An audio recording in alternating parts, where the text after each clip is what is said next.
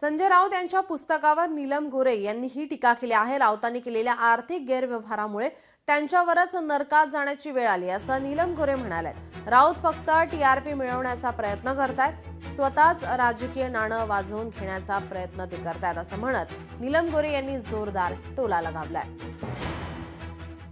हे जे पुस्तक आहे ते पुस्तक मनी लॉन्ड्रिंग, आर्थिक गैरव्यवहार केल्यानंतर त्यांनी साक्षीदारांना धमकावण्याचा, त्याचबरोबर त्याच्याबद्दलच्या साक्षी पुराव्यात हस्तक्षेप करण्याचा जो संजय राऊत यांनी प्रयत्न केला, त्याच्यामुळे त्यांना या मुळामध्ये नरकामध्ये जायची वेळ आली याच जन्मामध्ये। आणि त्यामुळे तिथे ते आता असं आणतायत की जणू काहीतरी ते मोठे स्वातंत्र्यवीर आहेत आणि त्याच्यामधून सगळा टीआरपी मिळवण्याचा त्यांचा प्रयत्न आहे। पाटकर ताई यांनी जे सगळे पुरावे दिले होते कोर्टासमोर, त्याबद्दल त्यांना धाकदपटशा दाखवला गेला, त्याची कोर्टाने दखल घेऊन मग त्यांना तुरुंगात टाकलेलं आहे।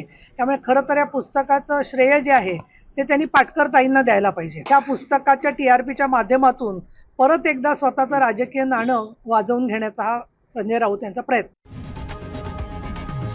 लोकशाही मराठी ऐका, पहा, जागरूक रहा।